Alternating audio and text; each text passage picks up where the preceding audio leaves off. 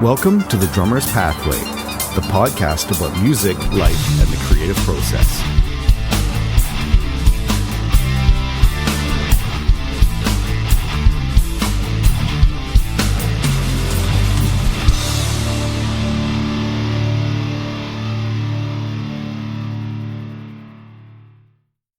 Hello, I'm Michael Scott, and welcome to the Drummer's Pathway podcast, where we explore the personal and professional journeys of drummers, educators, and artists who've committed their lives to creativity and the arts. For this episode, I welcome back Rich Redmond for his second appearance on the podcast, and this time he is joined by Jon Hull, his drum tech of more than 15 years. Rich is a drummer, educator, and motivational speaker based in Nashville and Los Angeles. Working alongside country superstar Jason Aldean for over 20 years, his professionalism, positivity, and relentless work ethic has made him one of the most in-demand drummers working today.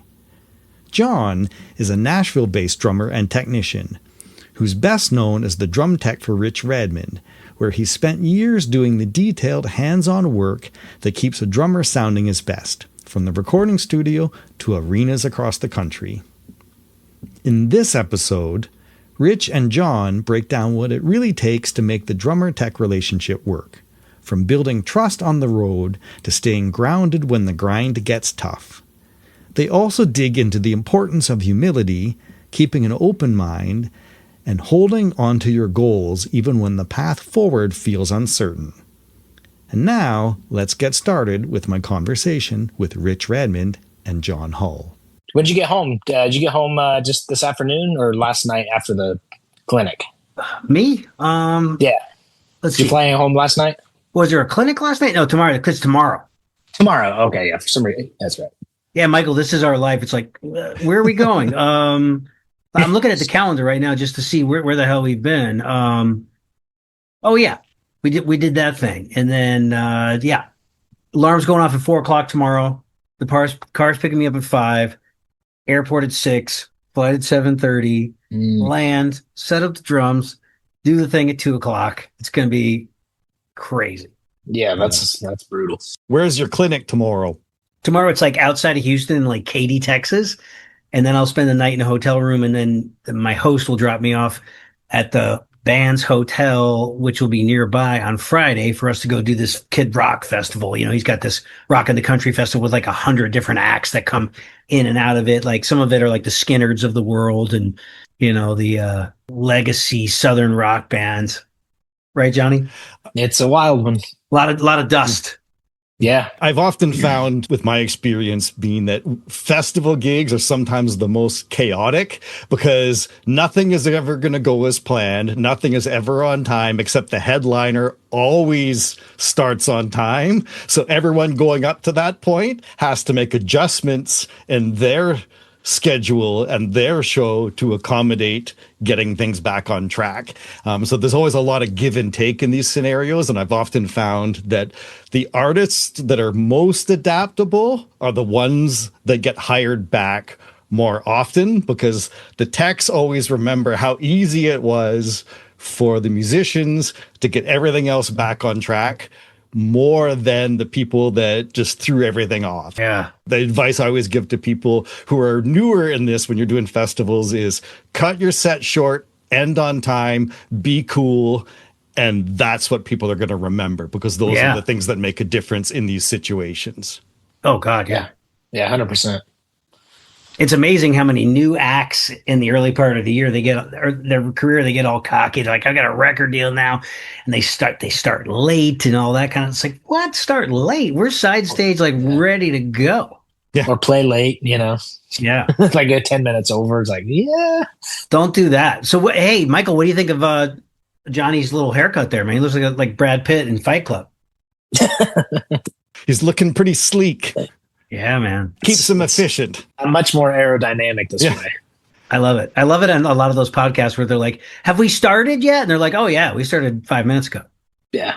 If there's one thing that I've learned now, it's just hit record before you start because you always wish you started a couple of minutes before then and just keep things organic and just see where things go. I'm really excited about this opportunity because every drummer and every musician has their own story. And as I've done 100 of these episodes now, I've learned a lot of stories and situations between, people from, all throughout the industry. But we've never really gotten the tech side of things. And so I'm really excited to be able to reconnect first with you, Rich, who was on a really early episode when I started this podcast, and to connect with your tech Jon and kind of get that perspective, because the relationship between a drummer and his tech is one of the most invaluable relationships. Jon's been your tech now for about 15 years or so. So how did you guys originally make that connection? Johnny, do you remember the story, buddy? Oh yeah. Is it PASIC? PASIC. 2011 PASIC. Yeah. I was at the time in college, and I was playing for a winter indoor competitive marching group. I was pretty set on moving to Nashville. I had one more year of school left, and Rich was one of the headline clinicians at PASIC that year, and his name had been popping up pretty much everywhere that every drum magazine, YouTube, all the stuff, just, being the educator that he is. And, he's a Nashville session musician, producer, touring with a, big headlining artist. And I was like, I need to go see what this guy's all about, hear what he has to say. Like, I'm going to Nashville. That's perfect. I mean, all the other, the Dave Weckels and all that, huge influences as drummers and stuff. But I was more interested in what he brought to the table as far as being a Nashville guy, because I was going to Nashville. So, like, invaluable information. So after the clinic, I went into GERM mode and was like, I gotta talk to him for more than 5 seconds in a quick picture. So I hung back at the very end of the line because there wasn't another clinic coming in after. So the room they weren't just, rushing people out, quick turnover for the next clinic. And so I hung back, try to get at the tail end so I could, hey, I'm thinking about moving to Nashville. Like, I'd love to get some advice from you, pick your brain. Like, I'm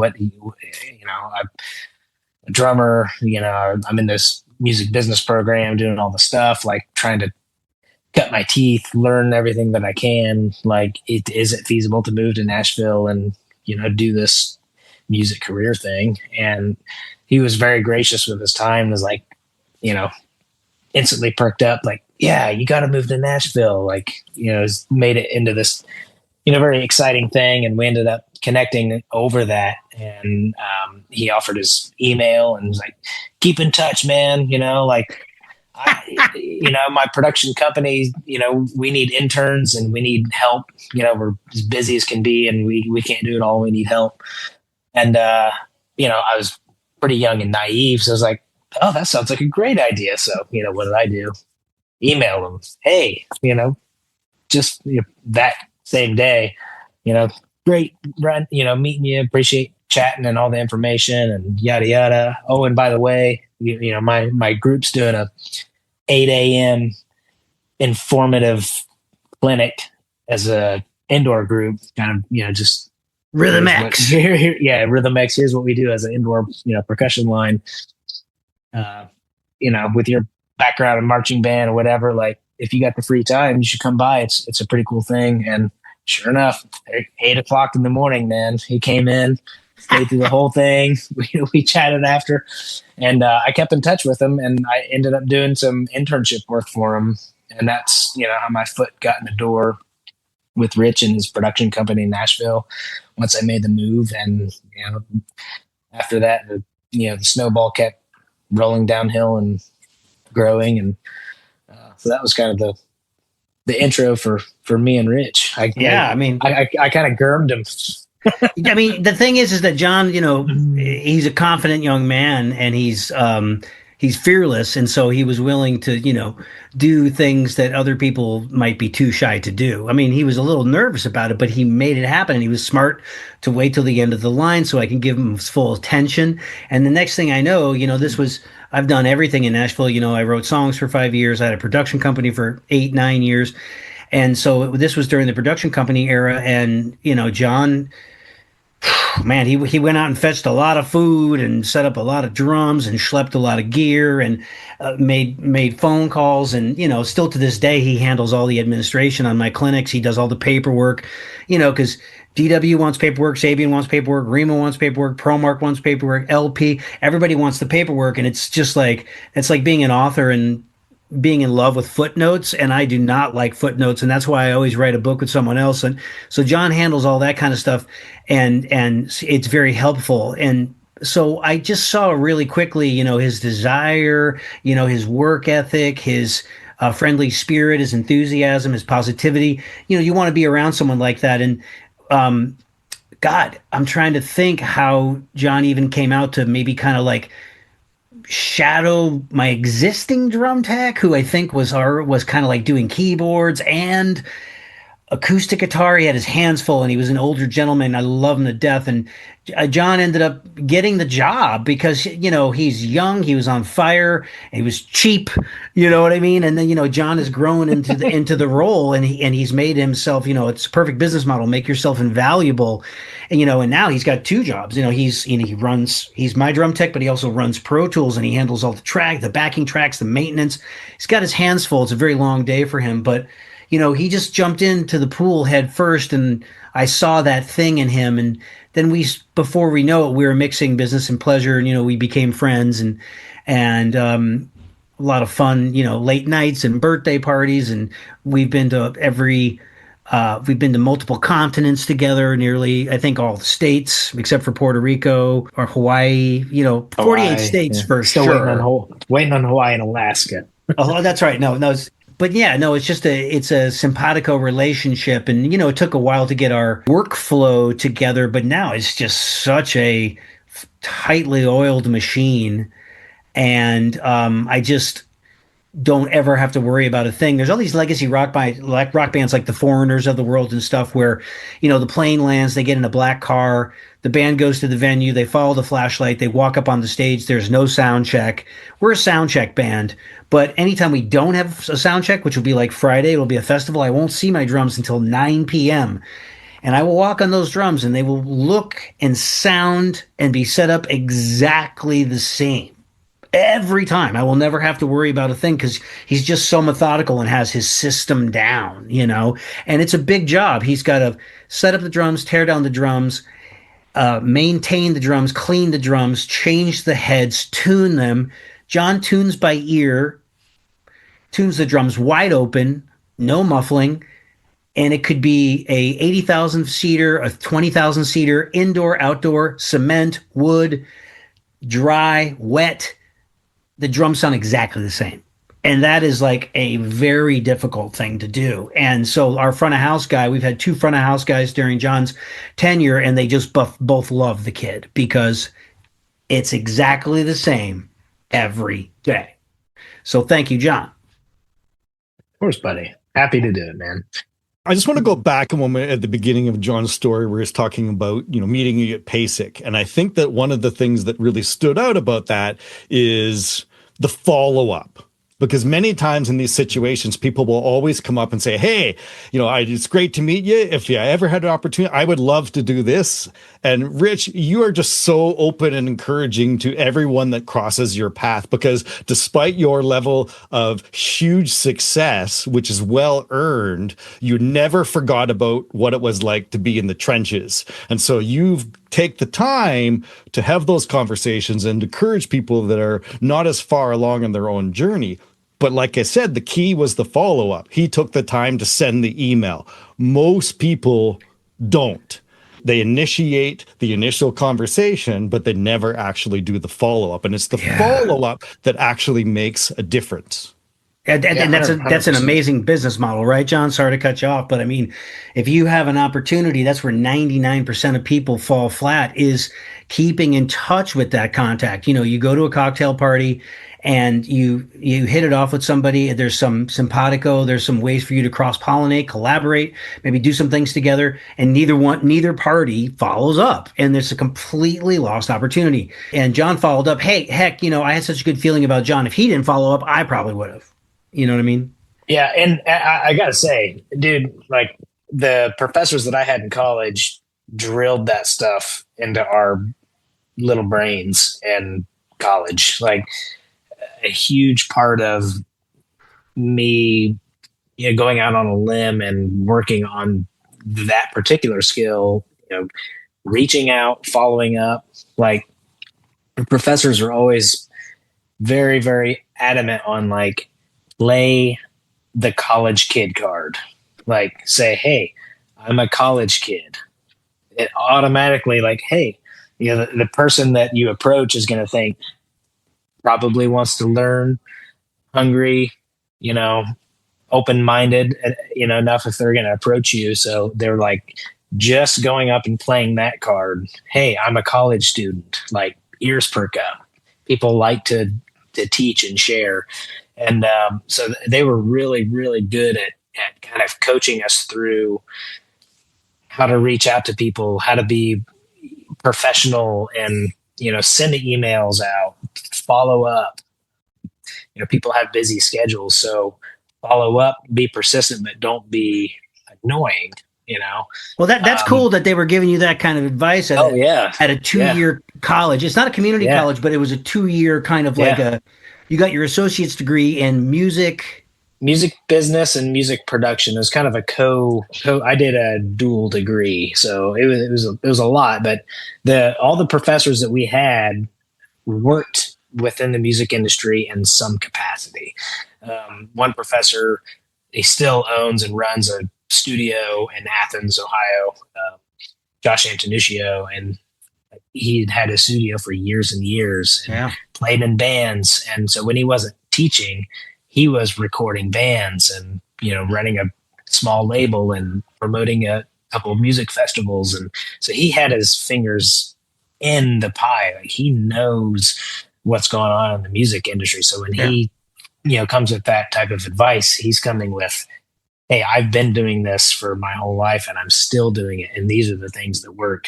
In the same way with my other main professor, Neil Schmidt, longtime professor, played in bands, mixed tons of bands live and monitors, and has run several different studios and still does it all today. And so from their perspective was like, hey, like we're out here doing this and this is what we see works. And this is what we see, the people that kind of come up through the ranks, do these things, reach out, ask questions, be willing to learn, like shake hands, follow up, send the emails. Like the worst that can happen is they say, nah, I don't give my information out. Or the worst that can happen is you send an email and you don't get anything back. So you're not really hurting yourself. John, I can't imagine saying I don't give my information out. What a luxury. But I mean, that was a real blessing for you to go to a school like that where everyone had their toes still in the professional side of the music business, because it was huge. I went to schools where it was more pedagogical music. We're going to crank out music educators, and we're going to crank out amazing players, and we're going to play music that was written in the 17, 18, 1900s, and then early birth of jazz. We're going to teach you to be a great musician through this dying language. But it's okay at the same time. It's incredible because when you play that kind of music, it's great because you learn all these deep skill sets that allow you to soar. Then when it comes time to play a 3-chord country tune or a 2-chord rock song, it's pretty easy after playing with a big band or a symphony orchestra. But I thought that was cool. And Jon was he was willing to work hard right out of the gate. Well, and I got to say, Rich works harder than anybody. Don't let him fool you. He works harder than I do. The first 10 years that I was out with you, I don't know how many clinics you have done while on the road touring, but it's a lot. So his day, he's up at 7:00 in the morning trying to get a breakfast, schlepping drums from under the bus, getting picked up by a music store owner or somebody to go off site to set up, do his own sound check, teach, shake all the hands, socialize, do all the stuff, come back, sound check, do all the things, on site, you sound check, a VIP acoustic performance, and then the show at night. And so it may seem like I'm the one doing the work at the venue, but Rich almost every day was out doing that from 7 in the morning until the show ended, hustling. So like that work ethic, like I got to see that firsthand. Like, oh man, yeah, at the time, Rich was a huge success. Headlining artist gig, like that's the pinnacle in Nashville, and he still got up and just worked his butt off every day and didn't complain about it, loved it. Like, and that was a huge just example to me, and work ethic and like putting in the time and effort. So thanks, Johnny. Appreciate it. One of the things that's really obvious to me about the success of both of you is that you both adapt managing overwhelm with meticulous vision and schedules, because you may have crazy days, but you know exactly what that day is going to be. And you've managed your life to approach that day and to tackle each little thing one at a time with a positive attitude and a level of professionalism. And I think sometimes what happens is that people look at the tasks, but they don't have the plan. And that's when people fail. You have to have a vision for your day, because then suddenly it doesn't seem so overwhelming. You just go through the checklist, check everything off, and being consistent and meticulous makes it so much easier to manage. And it's obvious to me that's something that both of you do exceptionally well. Well, I was going to say, like early on, we went through some growing pains. I mean, Rich hired me. I was green, man. Like the band, the rest of the crew. Like I mean, I had played in bands and done the van tour and stuff like that, but I'd never been on a tour bus. I'd maybe flown a couple times in my life ever. Like now he flies private all the time, and the steward comes and says, "John, would you like a chicken salad or a turkey?" If we're flying private, that means we're not sleeping. Yes, that's usually what that means. So over time, with the patience of Rich, like I learned all the things that Rich likes to have to ease his mind so he can focus on playing the show, playing the gig, playing the songs, enjoying the songs, and not thinking about, is this going to fall over? And, did this get tightened up? Like, what's going to happen if my ears clog up? What, like all the little weird things that can happen during a show that can take a whole show down. One little 1/4-inch jack coming out of the ear pack, horrible. Like if that thing crackles out, that's a pretty miserable night for a drummer. So learning all the little things to have redundant and to have like you said, a plan to fix if it fails quickly is everything. Because you can't prevent things from breaking. You can't prevent technology from failing. You can't prevent that kind of stuff. But if you have a game plan for when it happens and you stay organized and you know where your stuff is, so when it does happen, I know which drawer to pop open and grab the extra ear headphone extension. As soon as the song ends, you swap it. Cool. We're good. Swapping snares, good swapping for the rest pedals. of the show. Yeah, exactly. And all that stuff. All those things. And it took a little bit to get used to those things. It's like, that's never going to go bad. The first, 3 or 4 years, how many times was it like, something that happened? Well, do you have an extra? And I was like, on the truck. I had one on the truck. And I was like, Johnny, we gotta have the extra cymbal bag by the drums if I cracked it. There was one time I think we were playing the Houston Rodeo and you're in the middle of this, Reliance Stadium, and there's 80,000 people and you're in the middle of the dirt, right? And I was like, where's the cymbal bag? And he's like, shit, it's in the dressing room. But you know what I mean? But John just has it so freaking dialed. Like the basic things on being a drum tech, setting up the drums, making sure that the drums are in tune the way the drummer likes them. The guys that go above and beyond that, like, Johnny, like, spits shines the shells, and he cleans the cymbals, and I was never a cleaning the cymbals guy because I was a jazzer, and I was like, let's bury the cymbals, let's make it, you know what I mean? But under the bright lights, he's like, Yes. no, man, these things got to be spit shined. And so, he found all these products. We have these relationships with these vendors over the years, the preferred products. But he knows that I like the bass drum, above a wrinkle, it needs to be fat, and the flam slam needs to be on there. I like my black sheep beater, or I like the plastic side of the beater. He knows I like the snare drum to have a crack, even though with some fatness. But in recent years, we did the Phil Rudd thing, and we've been using a P77 and tuning down a little bit. And then it crept back up a little bit this year. And he knows that I like the toms with just a little bit of a pitch bend, fat on the lower side. He knows all those things, but it's those other things, like having the extra set of ears really close by in case they clog up or they go down, or having a set of direct extreme isolation headphones ready to go. Have the cymbals close by, because if I crack a cymbal in the middle of the song, I'll look over at John and he'll be like, cracked. I'll say cracked. He comes up, he changes the cymbal there. Microphones are moving. He knows and then I have my weird little things. I've got sometimes I like to have a chart on a song, and he'll hand me the chart for the song, and I tape it to my hi-hat stand. And he's so considerate. I got these cute those little alien little spotlights that are run on batteries. They're wrapped around my hi-hat stand so I can see my chart. They're wrapped around my snare drum stand that shines a light on my set list. They're wrapped around my floor tom leg so I can see what's in my stick bag. We just have a system, and he knows my little pet peeves. I hate it. I like to have my cymbals perfectly flat. So if for some reason they start bowing down like this, I'm like, let's fix that, because I'm a little OCD, you know what I mean, about certain things. And he knows I like to have some air blowing around me because I have a sensitive stomach. So for a decade, we had these high-powered fans blowing hot air on my ass. And then one day he was like, let's do the Todd Sucherman thing and get an air conditioning unit and use the fans to blow up the 60-degree air up into around the drum set. And it's totally changed my life and makes everything way more enjoyable, because I'm not worried about pooping my pants. I'm worried. I'm just enjoying myself because my drum set is 60 degrees. And when it's 110 in Phoenix in July, it makes a big difference, I'm not worried about him pooping his pants either. So just saying.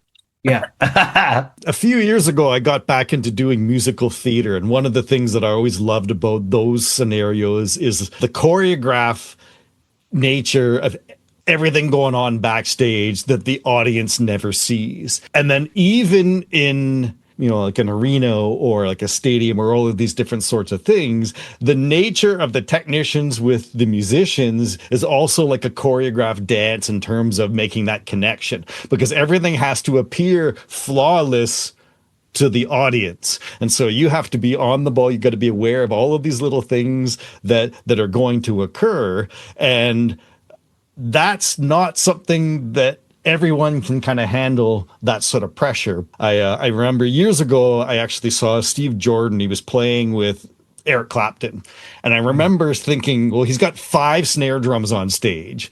And then this tech literally was switching snare drums in the middle of certain songs because the chorus may be one tone. So he's sitting there choreographing, switching the drums so that the chorus has one tone and then flipping it back. And I was fascinated by the drum tech choreography of just managing this performance. And so I have great respect for people, Jon, like yourself, who are in that position that really have to manage that flow.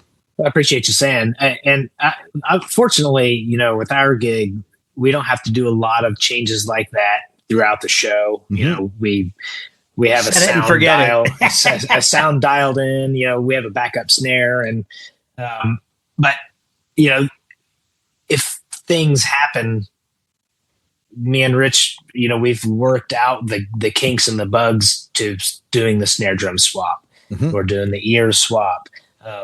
We had some clunky moments over the years and figuring out, okay, what do I need Rich to do to help me get his second pair of ears on faster? Or what do I need Rich to do to get the snare drum swapped out? If he blows through a head, as soon as the last beat of the song ends, I'm up his butt with a drum, like we're doing that dance. And there's a couple times where, it was a little bit clunky because we hadn't worked out where I was going to have him move, where I was going to come in from. And, it could be a little bit uncomfortable when you're in front of a, 20,000 seat venue and there's dead air. Yeah. And the band, all the band just does this. And I'm like, tell him a joke. Like in the, the early days, I was playing, Sonar drums, and, Sonar makes an incredible product and they're making a huge comeback. And, my friend Henry Go went after everybody in the Nashville market. And let's face it, they make a great drum. I was there for a decade. But the snare drums would always detune, just like a Ludwig Black Beauty. For a hard hitter, they just detune all the time. So after every song in the early days, 20 years ago, I had to tell him a joke, because I had to tune that snare drum up, and it was like a groove killer. But, DW's got these true tension lugs, and then we use rock locks on there. It's the new lug lock. And that thing, it never moves. Those drums do not detune. The hardware does not break. They are tanks, and they're gorgeous, and we just have an amazing relationship with them. But the great thing about Jon is that all these kinks that we had to work out and the growing pains and putting our methodology together, Jon did it at the Hollywood Bowl. He did it at Red Rocks. He did it at Madison Square Garden. He made mistakes at the biggest venues, most coveted venues on the planet.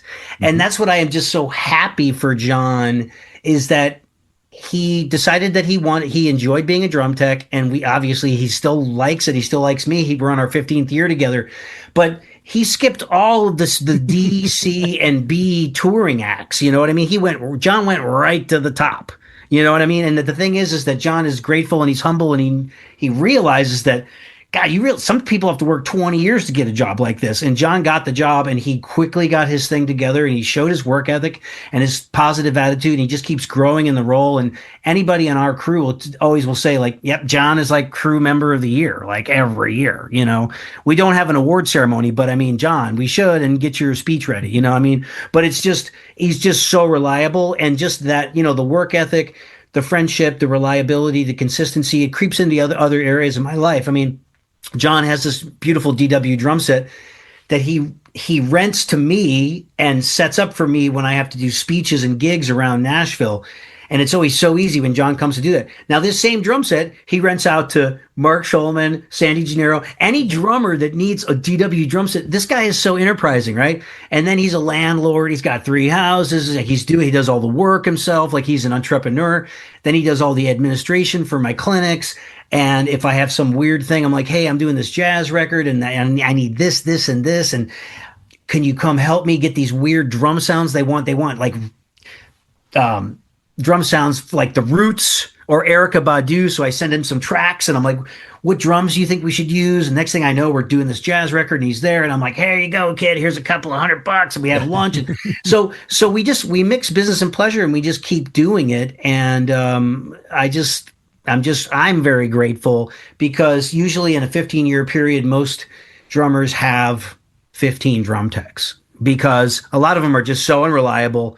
They got the neck tattoos pushing up onto their cheek, and they're late all the time, and they just got bad habits, and they're just not professional. But Jon is like the epitome of professional. And so I can rely on him and just go play music. There's a lesson that I learned later in my career. It's that you are going to learn the most by not being afraid to fail and embracing the failures as stepping stones to learning the experience. Because for so many times in my life, I was afraid to take a step because I knew I was going to fail. This podcast, I figured I was going to fail, but I decided just to try it and just see what happens. And you learn as you do these things. And I think you have to have the attitude that you can't let the failures phase you. You just have to look at it as, hey, I made a mistake. but I figured out the solution. That empowers you now to find the next solution. And I think being held accountable for these things, I always like to take the perspective that, to me, accountability is empowerment. Accountability to many people is a negative thing. It means they're going to be held responsible for something and get in trouble for whatever. But I believe accountability is empowerment, where someone's going to trust you, hold you accountable for something, because they believe in you. And when you realize that you can achieve that success or do that job, it motivates and empowers you to do an even better job and build that from there. And that's really obvious to me that that's something that Jon has in an abundance. Yeah, Jon. I'm very blessed and very fortunate. This is a Jon love fest, man. I'm blushing over here, guys. Yeah, I mean, yeah, to echo, what Rich said at the beginning was I got to learn on the real job, so to speak, like not slumming it through clubs for 10 years to learn. Like I got to learn with Rich and with the crew and his band. And, they gave me a lot of grace and cut me a lot of slack. And when I did screw up, there was a lesson in there. And I'm very, very, very fortunate to have been given a second chance all those times to not repeat the same mistake. And because you can kick everyone's ass.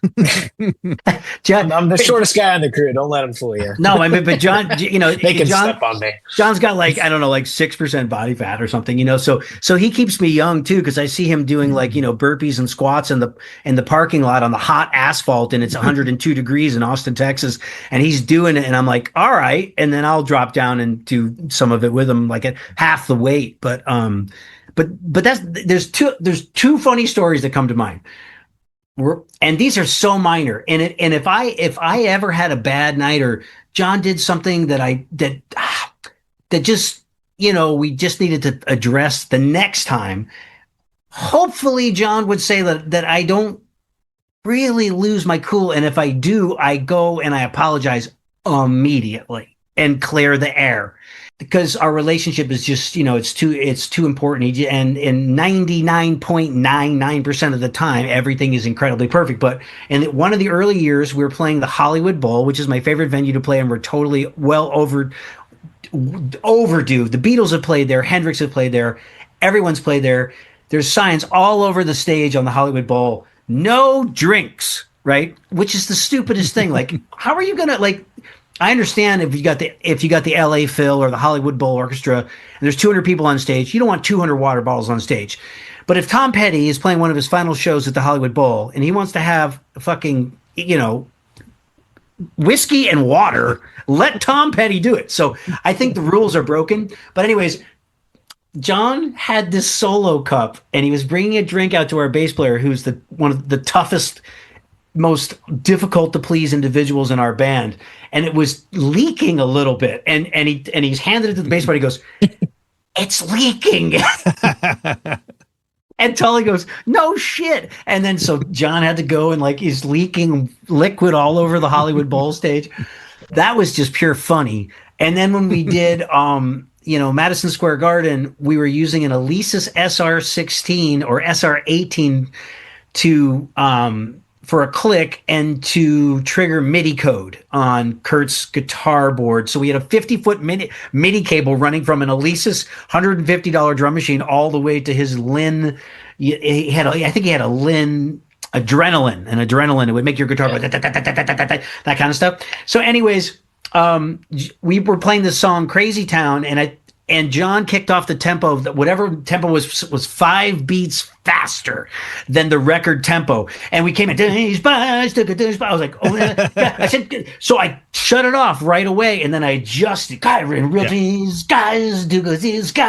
just shut it off, and I just played the song without a click. And I think we lost the MIDI, but whatever. Mm-hmm. You know what I mean? Don't ask, don't tell. 99% of those drunk Long Islanders are not going to know that it was 5 beats too fast. Mm-hmm. And then Rich had to adjust the tempo over the course of 4 beats. And so was I probably mad? Probably, yeah, because it was the first time I was playing Madison Square Garden, and one of my heroes, Sandy Gennaro, was out in the audience, and he brought his wife in from Staten Island, and I was like, shit, I want it to be perfect. But it's a small thing, man. Things happen. You know what I mean? If I was in Jon's position, I would want people to show me all the grace in the world, especially if I'm knocking it out of the ballpark 99.9% of the time. I can't remember the last time we had any problems. You know what I mean? I can name a couple big ones, but I'll tell you one here in a minute. I mean, I'll tell you a good one here in just a second. Yeah. Do that, Johnny. Do that. Yeah. Last summer on our tour, we had a hometown show. Well, a Nashville show, which is always the biggest show of the year because that's most everybody on the crew and band is from Nashville. The whole record labels comes out, all the managers come out, like everybody comes to the Nashville show, right? They do. And so it's like, it's a little bit higher pressure because, all eyes in the industry are here to, check the show out. And I completely misread our set list. And, I'm running playback and I kicked off a completely wrong song on the playback rig in front of it, sold out Bridgestone with, all of management and everybody watching. And it's tough when that happens. And I mean, it makes me feel, about this big when it happens, but something I always have in the back of my mind is that affects the guys on stage way more. Like the eyes are on, like nobody in the arena knows that I'm even in the venue. Like they just see something happen. They're like, well, that's weird. I wonder why they just think, oh, the band messed up or something. No, I messed up and I embarrassed those guys and made them look bad. And they showed me a lot of grace, and but I made it a point to go to everybody in the band and management as soon as the last case went in the truck. I went to the dressing rooms and I went to each person and grabbed them and was like, dude, I'm so sorry. Like I completely screwed you, and I'm sure that was embarrassing. And like everybody is very gracious. Jason is very gracious, and the management, there's a lot of grace there. But like the gravity of those types of mistakes, like it's a big deal. But I mean, Johnny, a lot of people would have been like, oh no, I'm cooked. I feel horrible. I'm fired. You go to your bunk. I was feeling that way. Right away. You went to everybody. There's a power in sincerity, and there's a power in an apology. And we're really fortunate that, working for somebody like Jason, he is so loyal and he is so much grace and he is so tapped in to his humanity, and he's not a diva. He's a real person. He's the same person I met in 1999. You know what I mean? So that's the kind of guy we work for. But, for the most part, you know what? Shoot, I strive to never make mistakes. The Aldean gig is all about musical choices, intention, execution, consistency, strong musicianship, gut instinct. Shit, man, I get really mad at myself if I miss one rim shot out of 8,000. Well, Rich is so consistent that it is as rare as it is for that to happen with Rich. He's so consistent from night to night that every crew member that has in-ears in and has a mix, and a front of house guy, even our system engineer, if there is one thing misplaced that Rich plays, intentional or not, like everybody knows because it's so consistent from night to night. Wow, like that's fun, Johnny. Yeah, there's been a handful of times where, like, did Rich do something different going into the second chorus of such and such song? And I was like, actually, yeah, he played a pickup in there, or he played over the bar this one time and did something different. It's like, I thought something I couldn't quite put my finger on it. I liked it. Hopefully they'll go like, I like it. Yeah, but it just, that's just the consistency that Rich brings. It's like, well, thanks, it's, buddy. I mean, there's something to be said for it. The end of even like the end of My Kind of Party, you've got you've got a guitar jam that is about 60, it's about 24 or 30 measures. And it's a deep conversation between it's a guitar battle really, and then there's some twin guitar things that happen.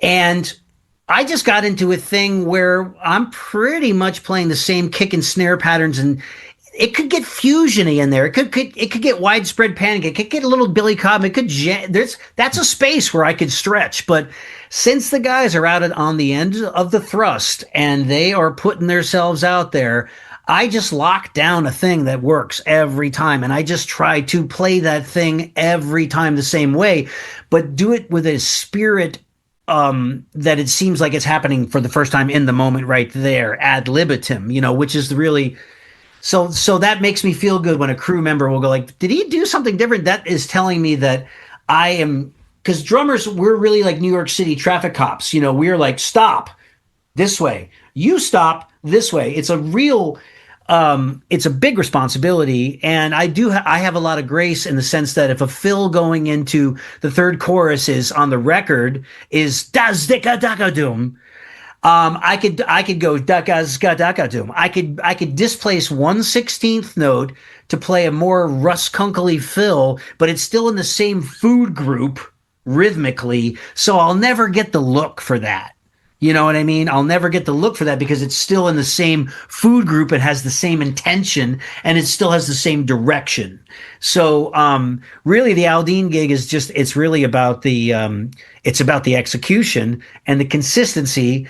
And that is for me and Jon, and like I said, Jon has it down where he knows his day. Like he gets up in the morning, he reads his book, he's got his coffee. The local hands help unload the gear. The gear is all completely organized. They help him get it out. He sets it up. He does he's sipping his coffee. He's listening to a book on tape. He might have lunch, and then sound check is at 3:00. Everything is meticulous, ready to go. Then he's got to go set up this acoustic rig where I'm playing this LP box kit, and that's a whole thing. I've got my tempo stored in the brain of the Roland. We have a backup in case the Roland goes down. I've got a rhythm watch so I can look at the light and just remind myself the consistency at all times. Even if we're just doing some acoustic show off the cuff, I want to know the exact starting tempo of Night Train because singers are incredibly sensitive to tempos. And I don't want to sound weird, but I worked for a lot of female artists and they are 10 times dialed in to tempos. They are so sensitive to tempos. When I was working with Pam Tillis, we would sometimes do half 95.5. You know what I mean? Just because she wanted that, it affected her phrasing. So there's just a high level of professionalism that we're trying to bring as a Batman and Robin, you know what I mean, to the table. It's so fun. We don't let each other off the hook. And, there's a lot of times that I'm sure Jon, I'll ask him, I know the answer. I was like, Johnny, did you double check did you tighten down the bass drum pedals? The last night they were a little loose over here. Got them. No problem. Yep. Do I have a fan? Okay. Yep. Do I have those new? Yep. Everything. Yep. And he puts up with me asking, even though deep down in my soul, I know this dude, it's done. It's taken care of. And he's got to have the relationships with the vendors too. I'm like, Johnny, going out on tour next year. Are we good on sticks and heads and cymbals? What do I need? He's got everything. These are cracked. These need to go back to the factory. These are sticks that you can give away at your clinics. They're kind of on their last leg.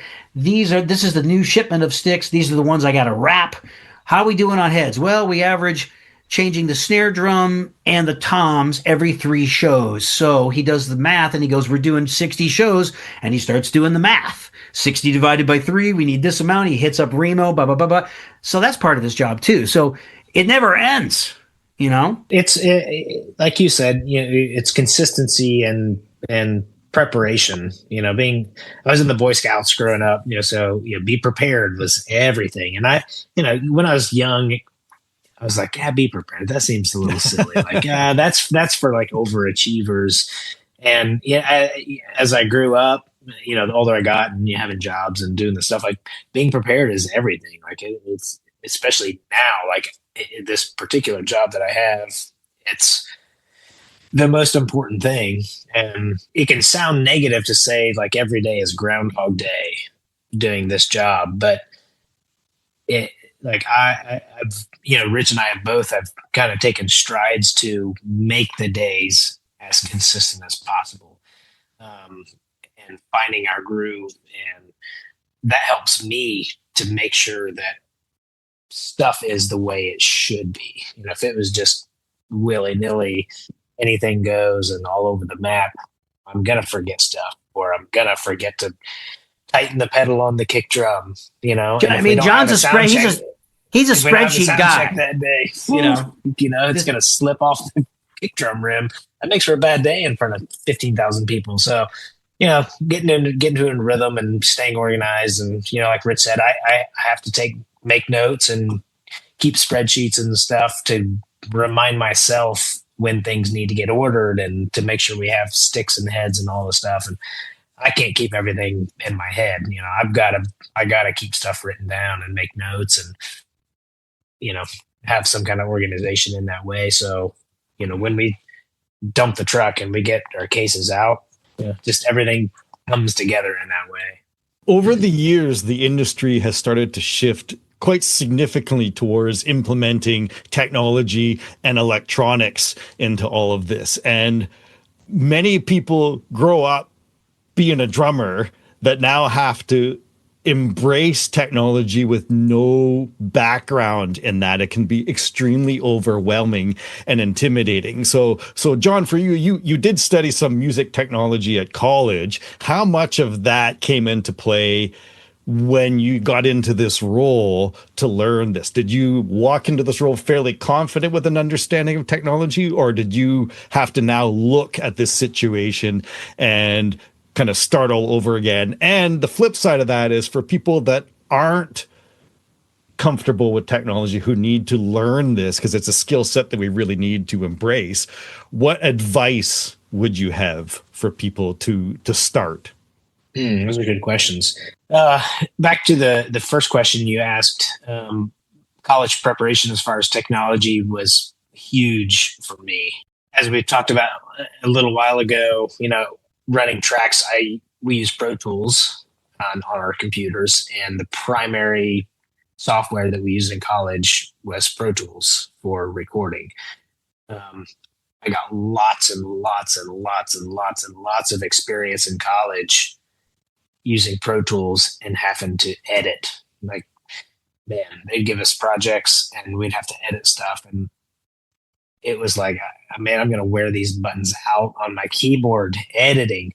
But now, when we have to change the arrangement of a song, or switch keys, or switch tempos, or whatever, like, I have previously learned how to do all those things within Pro Tools. So now the band's like, man, can we try it at this XYZ tempo? Yeah, I can say, give me 3 minutes. Like, go to the bathroom, get you a drink. I'll take care of it. We need to add 8 bars into this section, but we still need to keep this keyboard loop going throughout, or whatever. Give me 3 minutes. Let me nail this down, and we can keep rehearsal going, or we can keep sound check going. And I've got to be able to do those things. And I was very fortunate to have the experience to learn how to do that, so that I can do my job now. So that was a huge factor for me.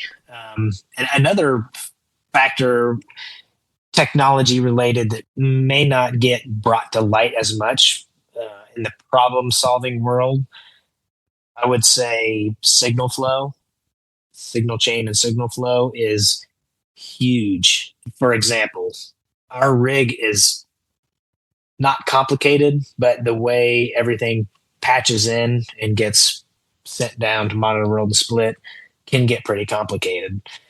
So we'll just take, let's talk about his SPDSX for sake of principle. We use it for backup click and for an emergency backup on his snare drum. So we took a sample of his snare drum on our console and put it on the SPDSX. So if he pops a drum head, we can immediately switch over and cripple through the song with backbeats until we get a break to change the snare drum out. We don't use that all the time, but when we do, it's pretty important. So it's got to work.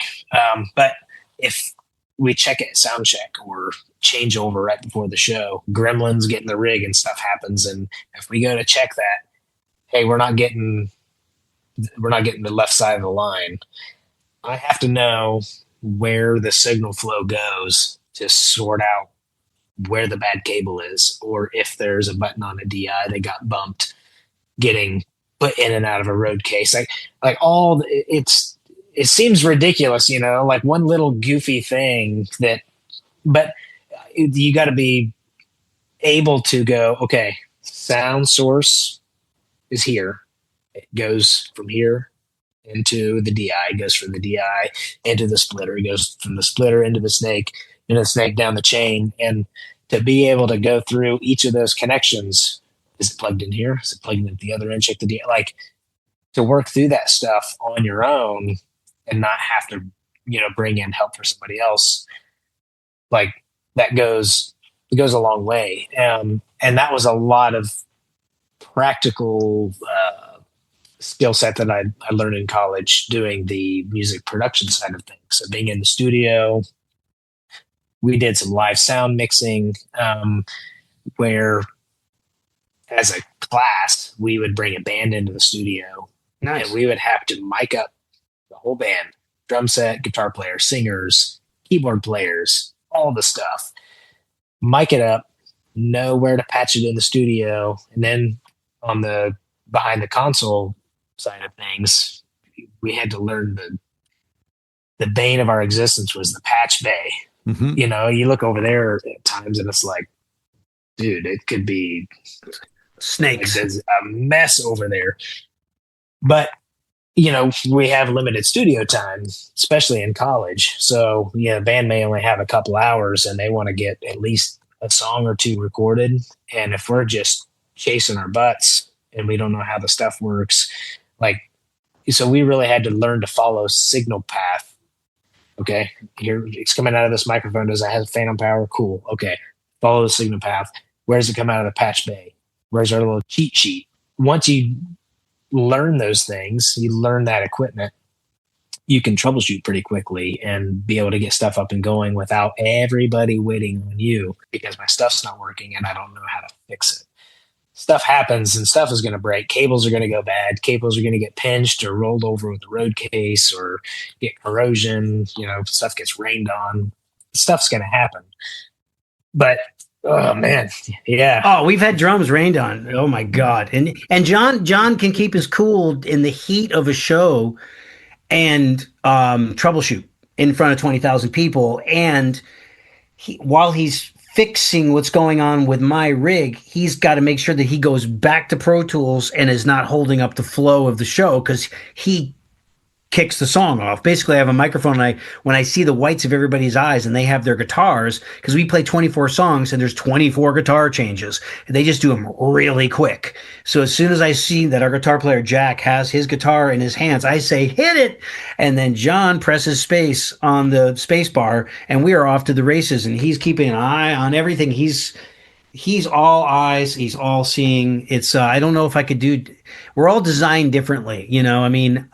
I would crumble under that amount of pressure. You know what I mean? But at the same time, I can go in and meet 8 celebrity musicians that I've never worked for in my life and go and do a live TV show with them. So I have my version of that. But it's just the fact that Johnny and I do it together and we create this, DC Comics super team, so I'm really, really grateful. And I like to make use of the people around me in my life and their skill sets. And, since Jon is a Pro Tools expert, for the last 10, 12 years, he's the engineer at my studio. It's like, if I have tracks to do at my studio and I have 5 to 10 songs to do in a day, I'm not going to run Pro Tools myself. Jon's coming over and I make lunch and we do 10 songs and everybody wins and we have a great time. The client's happy. I get to be creative. And then Jon gets great sounds and does all the file management. And so everybody wins. It's like me writing books with a co-author. I'm never going to write a book by myself because I don't like footnotes and appendices, but I'd rather get the book out. You know what I mean? So that's kind of what Jon and I have. It's a great thing. Really is. I once read a book that was recommended to me by Dom Familiero called Who, Not How. And the concept of the book essentially is whatever it is that you're trying to achieve, it's about connecting with the right people to take on the tasks that are not the things that you're passionate about or skilled for. And that's how you develop success. Because I think many times people try and do everything themselves and they want to control everything, but it limits them. So I think really what you need to do is you need to find the right team. You need to let go of certain skill sets and have the trust in the people in order to let them do their job. And the collective community of that experience is really allows you to get the result and reap the benefits of that. Because if you try and do everything, you're always under this trap of things just adding to that list and that stress. So I'm very new into the electronic things. So well after we're done this interview, Jon, you're probably going to be getting some emails and some questions from me, because one of the things that I've often learned is that you can sometimes be in certain educational situations and they'll teach you the practical theory aspects of things. Then as soon as you leave that environment, the people who are doing that basically say, oh, yeah, you learned this in school. Forget everything you ever learned, because that's not how things have been done for the last 25 years. So you need to be able to adapt to the changes of technology. And, Rich, you were talking about how, you went to post-secondary school for music and they teach you how to be a musician, but they don't necessarily teach you how to become a successful musician in terms of navigating the business aspect of things. And then sometimes people in the business aspect don't understand the practical aspect of what musicians have to go through. So I know, Jon, you're a drummer as well. So that puts you in a situation where you have a better understanding of what Rich needs and what those situations have, because it's something that you are also passionate about. And many techs know nothing about the instrument of which they're teching because they don't need to. They just need to know how to make it work for the artist. But I think sometimes the best connection is that when you really both are passionate about the same thing, because those situations allow you to pay more attention to the little details that other people may not 100%. Take into consideration. Oh yeah, Jon's got hands of doom, man. I mean, Jon's got modern rudimental hands at a high level, and he can play loud. So when he gets on the drums, it's like, of course, everyone's got a different touch and a different thing. Jon can hit the drums and imitate my style, and that helps the front of house guy. But no, Jon is a killer drummer, and in his early days in Nashville, I'd be like, man, you're not playing enough. You got to get out there. You got to get out there. You got to do the thing. Get down on Lower Broadway. Put your band together. And he's like, there's not enough time in the day. You know what I mean? But Jon has really settled into this really nice place in the music business. I feel like where it satisfies his soul, and he'll do some he'll do some demos for our guitar tech, Drop D, and like whenever he gets asked to do it, he can do it, and he can rise to the occasion, and he does a great job. But one thing I respect about Jon is he told me, he said, your path to success was pretty much starving until you were 35 years old. And he goes, I know in my heart of hearts, I don't want to do that. And I said, well, then don't. You just stay right here. You know what I mean? So, and Jon is about 34 years old right now. So, yeah. Yeah, I'll be 35 this year. It's almost like you know me or something. Yeah. Yeah, man. You mentioned advice that I would have for up and comers learning technology and the change in technology and stuff. It seems like from my perspective that if you can grasp the fundamentals on how you're using the technology, I think learning the parts of technology that will help you to do those things is much easier because you're not flooded with so many options. Like figure out what do I need to accomplish? What do I need the technology for? And then you can learn the technology for that specific thing and then expand from that. Goodness, there's there's a new Mac computer every year that's twice as good as the one from the previous year, and every chip is 10 times as powerful and does graphics better and has more RAM and all the stuff. And like sometimes I feel a little embarrassed because I have a hard time remembering what type of computers we run in our live setup. People ask like, "Oh, what Macs are you running?" I'm like, "Well, that's a Mac Mini, and I know they're 2020s, and it's the last one before the M1 chip came out." And I couldn't tell you the name of the software, but I know like sometimes I feel a little bit embarrassed because I should know all that stuff, but I have notes with that. If I need to take it to Apple or something, I can pull up my notes and give them all that information, but knowing all of those things doesn't help me do my job any better. When we originally bought those computers, there was a lot of changes going on with different chips and processors and all the things, and like it was so overwhelming that I was like, okay, what version of Pro Tools seems to be the best, the most bug free, tried and true? Like, this is our live playback. Pro Tools, anybody that uses Pro Tools knows like it's not always the most reliable thing ever.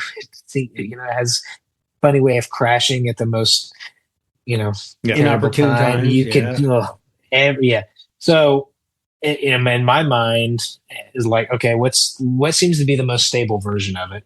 Okay, and now, what computer supports that version of Pro Tools the best? So I did some research, tried to read through some forums, talk to some people, talk to some engineers. Okay, it seems like this is the most prominent computer. That's the one that we should buy for the tour. This is the version of Pro Tools we're going to have on there, and it's never going to get updated until the computers die. And like, I don't chase the latest thing and updating the software and doing all the stuff because we don't need to. Like, it works and it doesn't have bugs and doesn't glitch, and if it ain't broke, don't fix it. That should be my life motto. If it ain't broke, don't fix it, man. I will duct tape stuff and band-aid things if I need to, but it's working tried and true. I try to stick with it. I think that's true with most technology in the music world. Like, if you know Ableton better, use Ableton.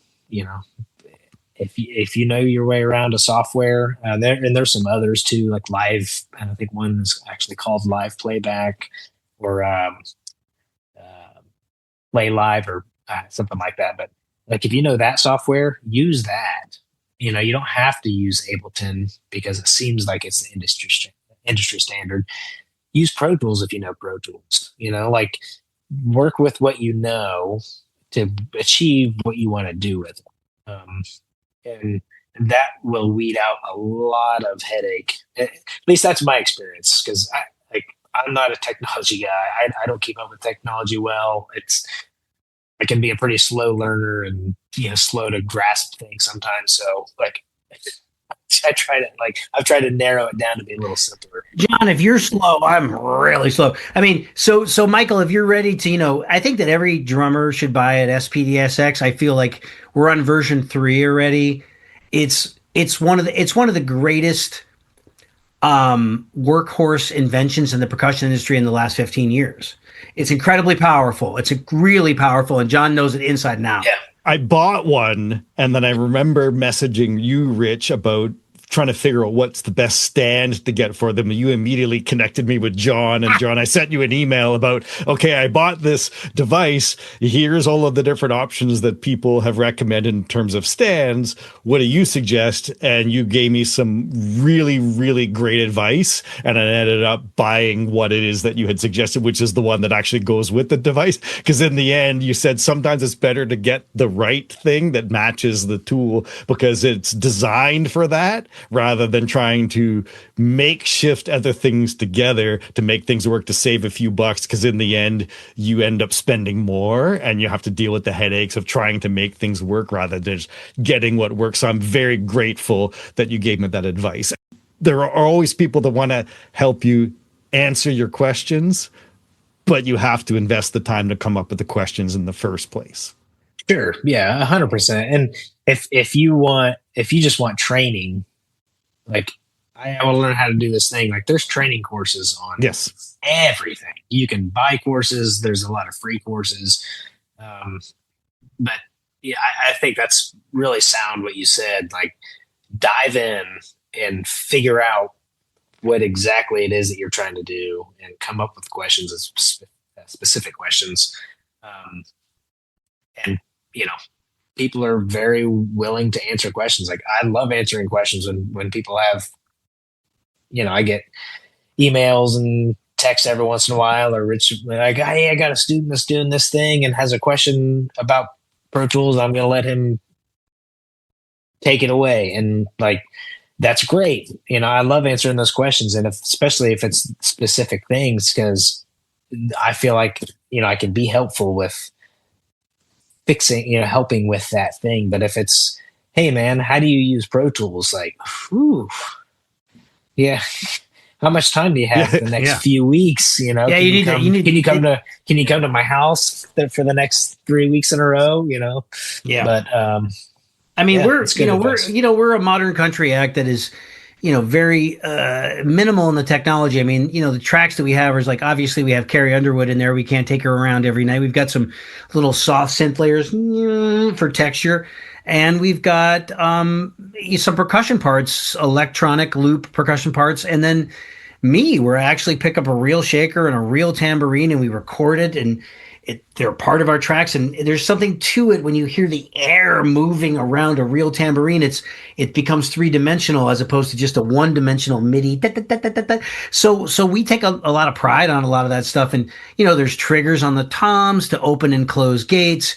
We've got a electronic trigger pedal that's got a sample of my bass drum. So if I go through my bass drum head, I go to this trigger sample. The SPDXS is used as a backup click. I've got some trigger pads for hand claps and reverse snares and stuff. And it's just, we're not using it in the most robust way, say like Brendan Buckley is using it with Shakira, where it's like different sounds on every song that are the exact samples from the record. But we are incorporating the technology, and I think that's very important. Another question I'm also interested in is that our industry is very community and relationship based in terms of making these connections. For both of you, what are some of the mistakes that you often see people make when they're trying to establish themselves and build these connections in this industry? Oh, that's a good question. Man, I will say the first thing that comes to my mind, and I'm sure Rich has a number of things that he's seen. He's mentored a lot more people and coached a lot more people and has seen a lot more young people come and go. Since I moved to Nashville, started, almost all of my friends that I made that moved around the same time as me no longer are in Nashville. Like they left, they gave up, they threw in the towel too soon. There's a few friends that didn't, and those few friends that didn't have the gigs. They are doing the work, and all the new people come to town and go, man, how do I get that gig? And I'm like, that gig is going to be 10 years from now, 15 years from now. Like, you start now, you're going to have that gig in 10 years. So, like, when Luke Combs blows up and becomes the biggest thing on earth, like, who's his drummer? The guy that's been with him for 10 years before he blew up. Yeah. Like, how do I get that gig? Well, Jake slummed it through the clubs and did the opening stuff and never had a drum tech and learned all this, like, threw himself in the fire and put up with all the growing pains for a decade. And now, he's playing walkaway stadium shows all summer long. And it's, and like, that's the first thing that comes to mind for me. The mistake that people make is short-term thinking and giving up too soon. And like, man, like, I just want to know how to get my foot in the door for the auditions. Like, it's not the audition, man. It's start doing it now. and grind it out. And within 10 years, like, you will be the guy that people are wondering how you got the gig. So Woo, Johnny. That's the first thing I think of. Rich, you probably have a lot more. Well, yeah, Johnny. I mean, out of all of them, that's it. They give up. People go home. They're like, if I'm going back to Des Moines, I'm going back to Fargo. I'm going back to Milford, Connecticut. Yeah, I'm from Milford, Connecticut. What would my career look like if I lived in Milford, Connecticut? I mean, not very good unless I drove into New York City every night. You know what I mean? So, you must be present to win. And, I never put any kind of limitation on myself. Like, I'm only going to give it 5 years. And if I don't, if I'm making $100,000 in 5 years, I'm out. It was just like a deep commitment to my craft and to music and just showing up and not quitting no matter what. And I realized that some people, life is funny. People, maybe they want to start a family, or maybe they really want that 401k and that health insurance, or maybe they want to, they just want a normal life. This ain't normal. There's nothing normal about it. I mean, nothing. Yeah. You know what I mean? So you can't be in a rush. You can't quit. And, just trying to keep some sort of a balance, like I still don't consider Jon could tell you probably, because we've been friends for 15 years, but I probably have more balance in my life now. Like, I don't miss workouts, and I do prioritize self-care and smelling the roses and all that kind of stuff. And 15 years ago, to me, that would have been copping out. That would have been time that I could have spent doing gigs, the Kenny Aronoff model. I still think to this day he's imbalanced, and he will tell you that because he has an addiction to work. You know what I mean? But at the same time, I modeled myself after him because I'm like, this guy is crushing it in all areas of his life, because this deep willingness to just keep showing up no matter what. And maybe, I think maybe in the last 5 years, I just slowed down just a little bit. Hopefully it's not too much, but just a little bit, to just be able to wake up in the morning and have that coffee and maybe read for an hour. Most important part of the day is getting the workout, because if I'm not healthy, I can't take care of the people around me, can't do my job, can't provide. So there's more balance, I think. I don't know if that answers your question, but I think that's the whole thing of like putting a time limit on it and leaving too soon. Nashville is such a community. It is, people just, you move here, you're 2 years in, you're still really not a Nashvilleian. You're a Nashvilleian when you buy a house. When you got dirt under your feet and you're sending your kids to school, you're a Nashvilleian. You know what I mean? And it's almost like, what was the Brad Pitt movie? The Hollywood movie where it was like, the recent, what the heck was it? 7 Days in Hollywood. But there's something about there. He was like, people know your commitment. You buy a house. Show your commitment. I think for me, one of the biggest lessons that I've learned over the years is it's not about just networking. It's about building genuine quality relationships, because networking to build contacts without relationships is not a valuable thing. You brought up Jake, who plays with Luke Combs. I met Jake at PASIC in 2024 because Rich grabbed me from a hallway and essentially goes, I got someone I need you to meet, and hauled me into a room I wasn't allowed to be in and introduced me to Jake. He's been on my podcast a couple of times and he's a great guy. And then I connected with Matt, the bass player, as well, because we built a genuine connection where we kind of value each other and we support each other. And for me, Rich, it's something I'm incredibly grateful for. Oh, of course, the support and the encouragement and the belief that you've had in me throughout this whole process. I can't believe you got 100 episodes, man. Congratulations. It just seems like yesterday. It happens really fast. Networking it gets a bad rap. Can be a passe word, but of course you want to establish genuine relationships, but they don't always end up being genuine, or they don't end up being like relationships you want to have. Mm-hmm. You know what I mean? It's like, Jon is an A-level genuine in my life, important person in my life. Like, I emceed his wedding. You know what I mean? It's like, that's a big honor. I mean, that tells we're more than just work associates. But, you go to a party and you might have some commonality with like 10 people and everybody's passing their cards around to each other. Yeah, call me tomorrow. No one follows up. Maybe I'll follow up. But a lot of times there's just dead ends. And that's just, the universe and God telling you like, yeah, man, you tried. Out of those 10 people, one of those people you follows up with you, you decide to have coffee, and boom, then you book a songwriting session together or a project together. But I really don't see anything wrong with going out on the town to try to expand your reach and your community of like-minded individuals. And for a decade in Los Angeles, I did that at great expense. I have a warehouse full of drums in Burbank, California. I paid rent there. I had a car there. I had flights out there.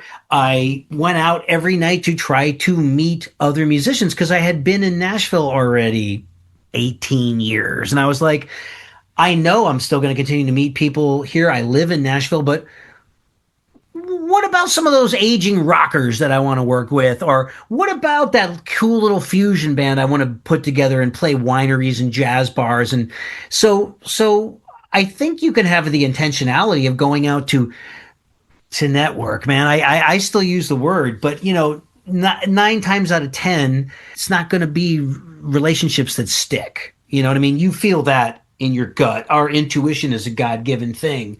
So, I knew with Johnny, something great would happen, and it has, you know what I mean? And I'll keep bragging on Johnny because everybody keeps trying to poach Johnny, like Steely Dan calls him. And then like Elton John's people are like, can you sub for Elton John? And then can you go out with OAR? And then he's doing heavy metal records. He's got this producer that he works with in Nashville, and these guys come in and he's got 12 chromatic toms, and he goes in and tunes there, and he rents his drums out, and he's got like this cool day rate, and the guy feeds him. It's like, I'm proud of Johnny. I mean, Jon is like, he's taken what he has, the opportunity that it was initially given, grew it to the most reliable thing, and has expanded on that and has a bona fide A+ reputation. I appreciate saying all those kind things, man. That's Dude, above and beyond.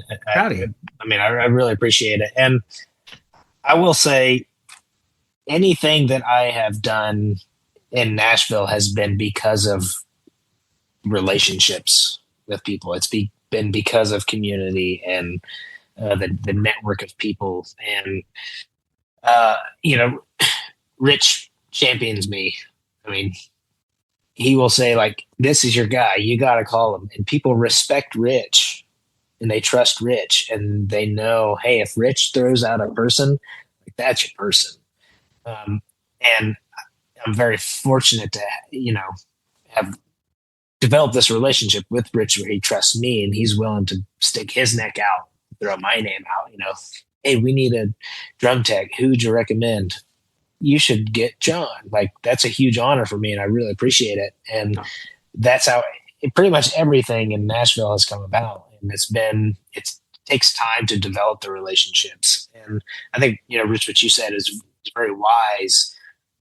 Not everybody you meet, it's not always going to stick, but over time, those relationships that do stick accumulate and build up, and you meet this person, and you meet that person, and time in the trenches, like you always say, like that's everything. Any sub offer or anything like that I get thrown my way is because so and so said that I should reach out to you and see if you're available. Like, that person didn't even know I existed, but they reached out to me because somebody else that I got to know who trusts me says, hey, I like Jon. I like hanging out. You should give him a call. See if he's everybody available. Says, like, that's a good kid. Jon's going to be 35 years old. that's a good kid because he's got this, funny spirit. He's youthful. He's in shape. He takes care of himself. Oh, the latest thing, he worked with Sheryl Crow. That had to be fun. That was awesome. Yeah. Man. Legendary. Like, what a all song. those songs. Oh my God. Yeah. And Fred, you got to get Fred on the podcast, Michael. Fred Eltringham. Fred's killer, man. I'll add him to the list and reach out to him. The list never goes down, right? There's so many drummers. I mean, I've got 7 years of a podcast and I haven't scratched the surface, and that is scary. And what I often find is that I'll reach out to someone, they have a positive experience, they start connecting me with their friends, and it kind of builds from there. And I think that's one of the things that to me has been the greatest joy that I've had from this experience, is getting to connect with people that I always believed were outside of the realms of me being able to make that connection. But now I've developed some great friendships and had some really incredible conversations, and it's been such a blessing and a pleasure. And on that note, I have great respect for both of you for what you've accomplished. I love your perspectives about trying to always learn to push yourself, to maintain this high level of professionalism, but at the same time too, to take the time to be open to helping others. And I think that kindness and that commitment to your craft for both of you is something that is incredibly valuable and incredibly well respected. And it's been such a pleasure and an honor for me to get a chance to have this conversation. And I look forward to connecting again at some point, but I'm very grateful for your time. Oh man, thanks so much. Yeah, Thank you, Michael. Fun. Yeah. You've been listening to the Drummer's Pathway podcast. Please share and subscribe, get the word out, and let's keep the discussion going. Thanks for listening, and I'll see you next time.